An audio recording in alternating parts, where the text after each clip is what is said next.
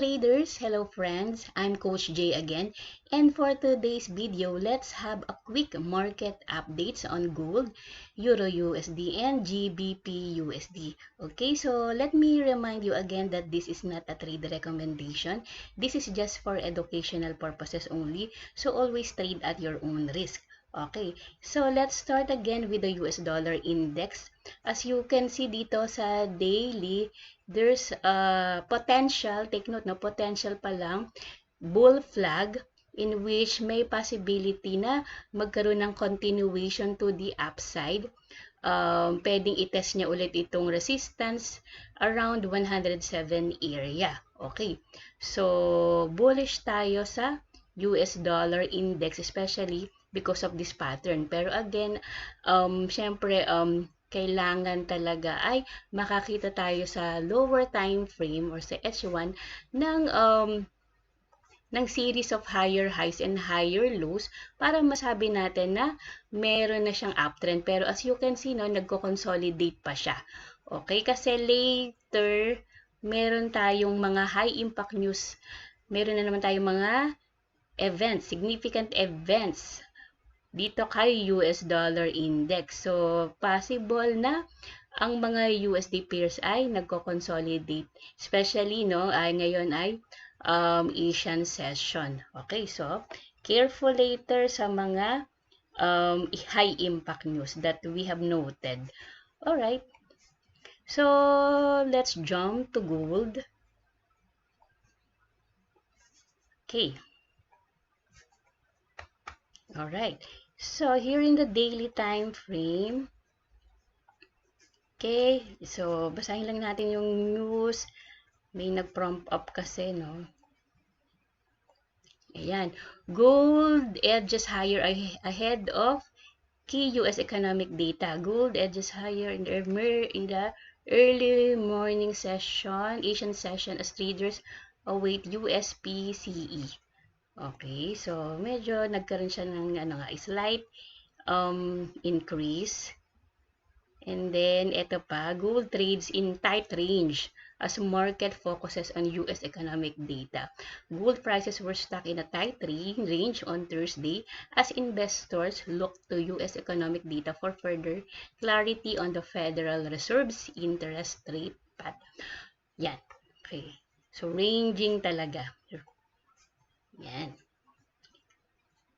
Okay, so let's analyze the chart of gold. Here in the daily time frame, may potential AB equals CD pattern. Okay?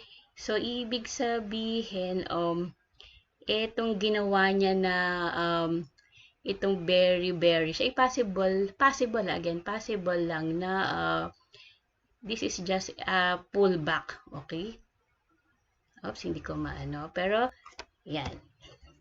Okay? So, ibig sabihin lang nito yung length ng AB and CD ay equal siya. Tapos, nakakita tayo nitong rejection candle to the downside. Okay? So, syempre, potential pa lang din to na may possibility na ulit umakyat. Dahil, syempre, we need to see the lower time frame kung nagkreate talaga siya ng series of higher highs and higher lows, which is wala pa. Okay? Very pa rin. Nasa ranging pa din siya. Okay? So, until such time na makakita tayo dito ng bullish price action, okay? That's that time. Kasi ito, there is, mas kita siya sa H1 actually. Meron ditong potential double bottom. Okay? Kaya lang, so, ayan, no. Tapos, ngayon kasi nagko-consolidate. Kailangan kasi ma-break yung neckline niya. And then, kailangan ma-break niya muna itong resistance na to. Tapos, kapag niretas niya, that's the time na pwede tayong mag-buy. Kaya lang sa ngayon nga, it's too early to tell. So, remember, no, as a trader, syempre reactive tayo. Hindi tayo nag-a-assume sa market. Okay. So, right now, it's too early, no? Kaya ako minsan sa morning talaga nag-analyze na ako para mamaya sa London session ay titignan ko na kung makakakita na ako ng mga confirmations na na mga hinahanap ko na based sa aking rules of strategy. Yan. So, okay. So, consolidation pa lang, kaya wala pa tayong bias as of now. Okay. So, next naman kay Euro USD. Check ulit natin ng daily. So, ganun ako, no? Kapag during weekdays, chine-check ko yung daily.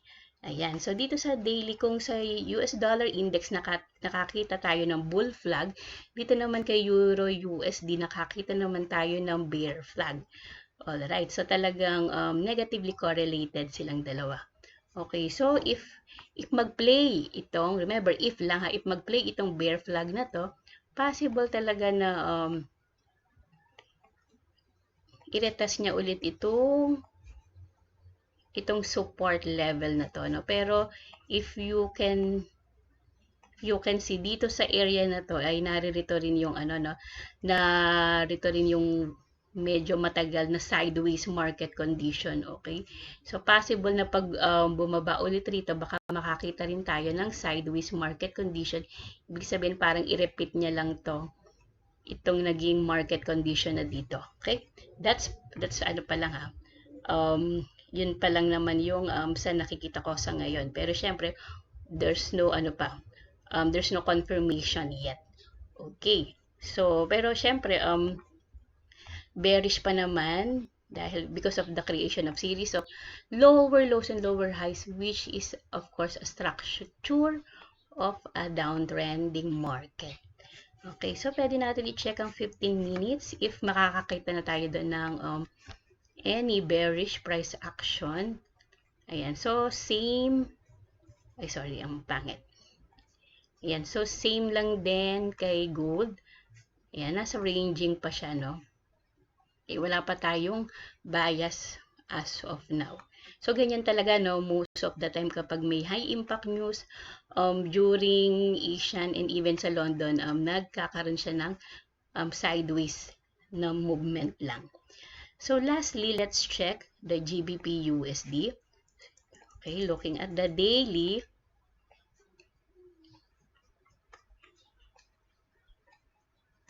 Ayan, so last Monday na nakakita tayo nitong mukhang hammer na to, kaya then suddenly, nagkaroon nitong bullish engulfing, okay? So, siyempre, it's too early pa rin na nasabihin na this is parang magre-reverse na siya from downtrend. Ay, sorry. So, na yung aking pang-pat yan. Okay. So, hindi pa naman, ibig sabihin na magre-reverse na siya from downtrend to uptrend kasi hindi pa niya din naman nabe-break itong resistance na to. Okay, so meron pa tayong strong resistance na kailangan niyang ma-break, and then if niretest niya at makakita tayo ng confirmation candle, that's the time possible talaga na nasa early stage na tayo or nagsisignal na sa atin na tapos na itong downtrend and papunta na siya sa uptrend. Okay, so sa ngayon wala pa. Okay, wala pang malinaw na direction. Okay, pero sa ngayon, kita nyo pa naman, downtrend pa rin naman ang market ng GBP USD looking at the daily. Tingnan natin sa 15 minutes.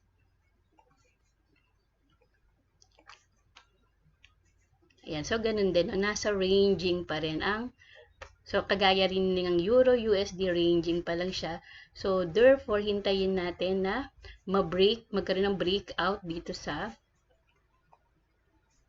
yan, dito sa ranging or sideways area na to. Okay, either magkaroon ng breakout dyan, tapos i-retest niya. That's the time pwede tayong mag-buy or magkaroon ng breakdown. Okay? Tapos, i-retest niya and magkaroon ulit ng confirmation candle, and that's the time we can tell talaga na may continuation pa to the downside. So, ngayon, no, medyo boring ang market ngayon dahil sideways. So, kaya careful tayo mamaya especially pag London and US, observe pa natin yung market. Yun lang. Thank you so much for watching. Bye-bye!